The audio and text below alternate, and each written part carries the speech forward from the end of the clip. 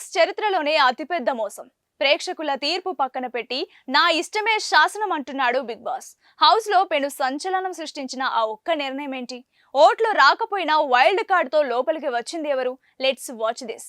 ఎప్పటిలాగే కాఫీ కోసం, ఫుడ్ కోసం కంటెస్టెంట్ల మధ్య మాటల యుద్ధంతో రోజు మొదలైంది. రాము మీద తనుజ ఫైర్ అవ్వడం, ఇమాన్యుయల్ వచ్చి కూల్ చేయడం అంత రొటీన్ గానే సాగుతోంది అనుకున్నారు. కానీ అస్సలు తుఫాన్ ఇప్పుడే మొదలైంది. సీన్ కట్ చేస్తే హౌస్ లోకి నలుగురు కొత్త ముఖాలు. దివ్య, నిఖిత, షకీబ్, నాగా, అనుష అగ్ని పరీక్ష సభ్యులుగా వీరు హౌస్ లోకి అడుగు పెట్టారు. వీరిలో ఒక్కరికి మాత్రమే వైల్డ్ కార్డ్ ఎంట్రీ దక్కుతుందని, ఆ నిర్ణయం హౌస్ మేట్ చేతుల్లోనే ఉందని బిగ్ బాస్ ప్రకటించడంతో ఇంట్లో ఒక్కసారిగా హీట్ పెరిగింది. ఆ తర్వాత మొదలైంది అసలు డ్రామా. అనుష శ్రీజను టార్గెట్ చేస్తే నాగా కళ్యాణ్ ని టార్గెట్ చేశాడు. దివ్య కూడా శ్రీజపై విమర్శలు చేసింది. ఇక సీక్రెట్ ఓటింగ్ అందరూ టెన్షన్ తో ఎదురు చూస్తున్నారు. చివరికి దివ్యకి వైల్డ్ కార్డ్ అవకాశం దక్కిందని అంతా అనుకున్నారు. కానీ బిగ్ బాస్ షాకింగ్ ట్విస్ట్ ఇచ్చారు.